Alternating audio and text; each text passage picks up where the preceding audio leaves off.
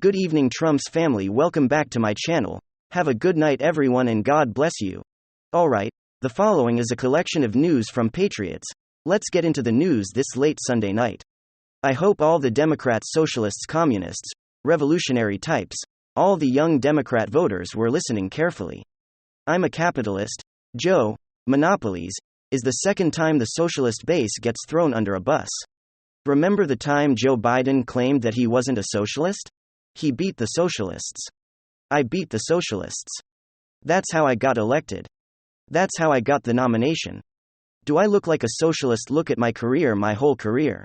I am not a socialist, but Maxine Waters' case, it's a little bit different specifically, because of that quote. In 2008, Maxine Waters said, "Guess what this liberal is all about? This liberal will be all about socializing, would be about basically taking over the government and the government running all of your companies." That doesn't sound like democratic socialism. It certainly isn't capitalism. That right there is communism. Calling it socialism would be a little bit too generous. And here you see how these Democrats say one thing to a certain group and another thing to another. Maxine Waters is on the record advocating for the government taking over industry. This is exactly who the Democrats are. Whether we're talking about the more honest, more extreme left-wing Alexandria Ocasio-Cortez, Democrat, or the more corporate establishment Democrat, at the end of the day, all roads lead to socialism. It's just that some are a little bit more unapologetic. The policy stances all lead to the exact same direction. This is what Democrats want. They want a continued bloated expansion of government. They want government to take over every single aspect of your life. They want government to take over industry. It's a slippery slope, you know. On paper, socialism always sounds so fine and dandy. Pay our taxes. And then the government will just spread things equally. And everyone's going to have a perfect standard of living, but it never really works out that way. And it's always a slow march towards socialism and full-blown communism. It starts off with the government taking over healthcare, and a liquor commission has started, and all of a sudden, small business owners can't even run a liquor store anymore. The government runs the liquor store, then it moves to other industry. And when's it ever going to stop? At one point, the clothes you wear is going to be made by the government, the electric vehicle that you drive is going to be made by the government, or maybe the government's going to become so powerful that it's all just going to be public transit, and you won't even be able to drive a car anymore. They're pushing towards a WEF, globalist-style government that's going to control the means of manufacturing the products you use, the food that you eat. You're going to eat bugs and be happy. You're going to live in a pod and be happy, and all of it is going to be provided to you by the government for your own good. It sounds crazy. It sounds like a wacko conspiracy theory. But that's the end game. That's exactly where we're going.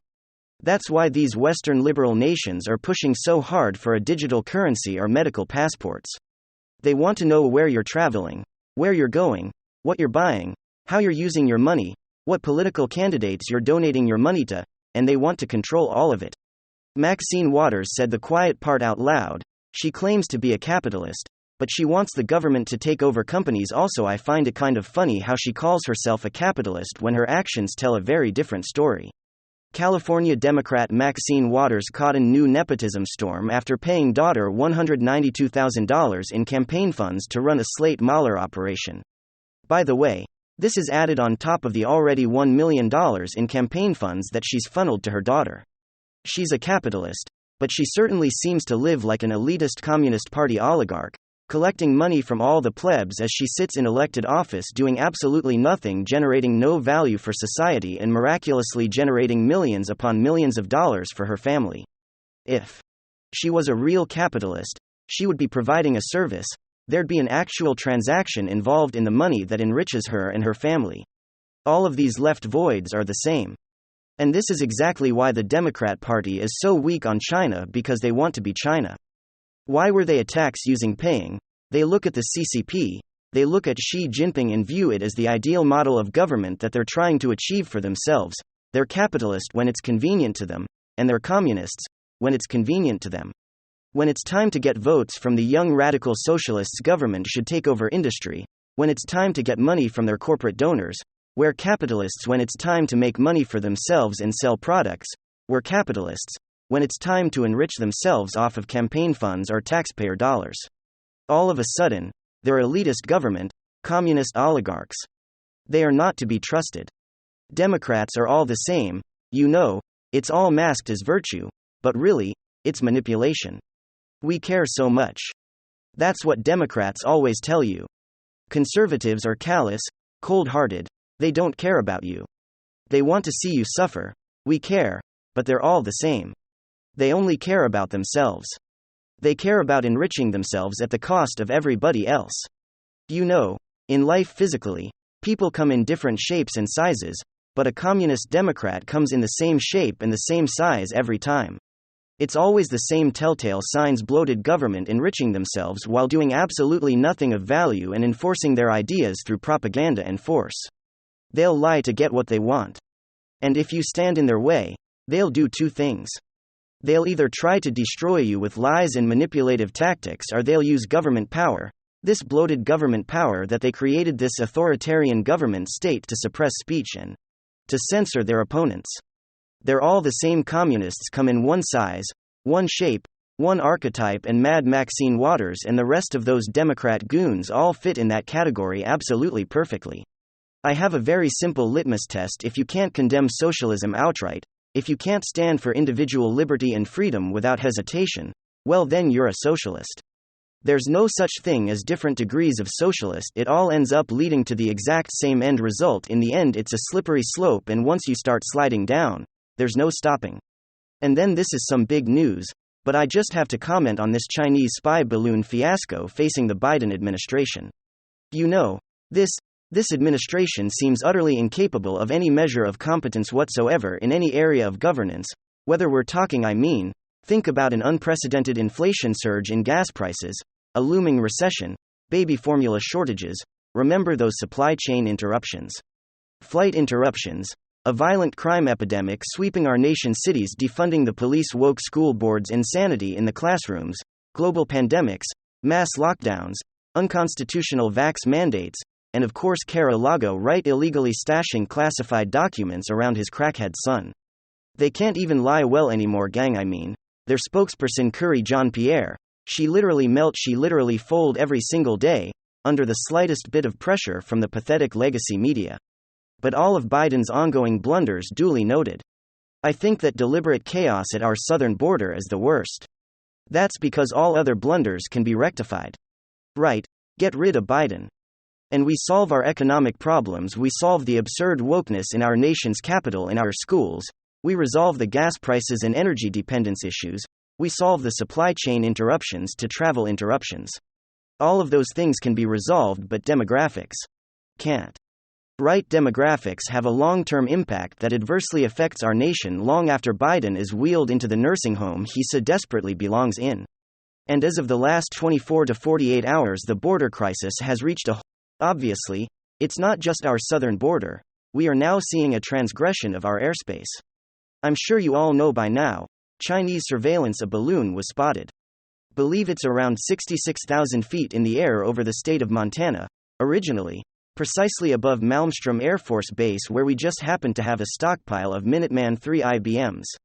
We now know that the Biden administration has been well aware of these Chinese spy balloons for quite some time, for at least the last year, one report I read indicated, and we now know that the Biden administration knew about this particular Chinese balloon for about a week, since at least January 28. That's being reported as of today. And they opted over the course of that week not to inform the American public. That is until a local Montana newspaper, the Billings Gazette, published a photo of the balloon on Thursday. Thank God for good, wholesome local media. And so the Biden administration had to admit that yes, indeed, this is a Chinese surveillance balloon. And, of course, the Chinese government is claiming all it is a weather balloon, nothing more, just looking at environmental patterns and blah, blah, blah. Yeah, right. But there's something about this balloon that is actually quite astonishing. And I believe it was the Western Journal that reported this first. But this isn't any ordinary surveillance balloon. As you know, it has an unusual level of accuracy and maneuverability that our government did not seem very keen on elaborating on. The Pentagon's press secretary, Air Force Brigadier General Patrick Ryder, he was asked about this maneuverability on Friday, and he was asked directly by reporters whether the Chinese government is directly controlling the movement of this balloon, or is it just floating via the airstream. And the spokesperson answered saying, "I'm not going to get into any specific intelligence on the matter. We know this is a Chinese below blue, and yes, it does have the ability to maneuver, and I'm going to leave it at that." Now, that's gigantic. If you think it through, we have a foreign spy balloon invading our airspace that is actively being controlled as we speak, controlled and directed by the Chinese government. And thus far, the Biden administration has literally done nothing about it other than do their darndest to hide it from the American public. And clearly, they weren't even competent enough to do that. So here we are, with a Biden administration that's not only daily demonstrating willful incompetence at our southern border. They are now taking that incompetence to new heights, a comparable incompetence, where the Chinese government operated spy balloons 60,000 feet in the air. Oh, and by the way, we found another one. I think you may have heard this right, flying over Latin America. So what's happening here, gang? What's really going on? Well, I watched Tucker and his take on it the other night. And Tucker is arguing that this is the Biden's inaction is just an extension of the way China has bought off Biden. Remember the email on Hunter's laptop that mentions the big guy getting his 10%, right? That had to do with money coming from the now defunct Chinese energy company known as CFC. So Tucker just sees what we're seeing here as an extension of Biden. I haven't been irreparably compromised by the Chinese government. And I think that's true. But I actually think what's happening here is symptomatic of something much deeper going on. Because if you think it through, being compromised by the Chinese government doesn't necessarily have anything that I could fathom, or I could discern. Does that have anything to do with Biden's deliberate incompetence at the southern border?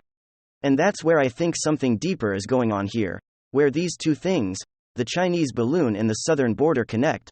We are seeing an erosion of any sense of national loyalty within the modern left. The modern ideological left today, by and large, sees the symbols of group loyalty such as nationalism and border security and economic protectionism and traditional religion in the light as antiquated, old-fashioned, unenlightened knuckle-dragging. We read over and over again in rags, like the New York Times, Washington Post editorials celebrating the virtues of open borders, the virtues of open societies. They're all the hallmarks of a globalist utopia that is yet to come. The problem here, of course, is that scholars have noted how the more we open up our borders, the more social distrust and discord is fostered. So for example, in both 2016-2020, the counties that were most likely to vote for Trump were counties that had experienced the most radical and dramatic demographic change due to unfettered immigration, open borders, leads inevitably sold as particularly in Europe via 2015. It leads inevitably to destabilize societies such that this globalist utopia as simply never emerges. In fact, it's the opposite. The more open a nation's borders, the more its citizens demand, we close them. And so and while this is clearly maddening, to say the least in terms of Biden's bought and paid for incompetence with regard to China, it's all part of a process that does inevitably implode in on itself. Eventually, we are going to hit what we call a tipping point where the vast majority of the population sides with the most vocal minority. Usually that's about 20% of the population. According to tipping point studies, how you need about 20% to stand up and say that's it. They demand that our borders be closed and secure. And because the rest will come and join them, they'll eventually rise to power to effect such an outcome. Until then, we'll continue to witness the Democrat-encouraged violation of our national sovereignty both on the ground and 66,000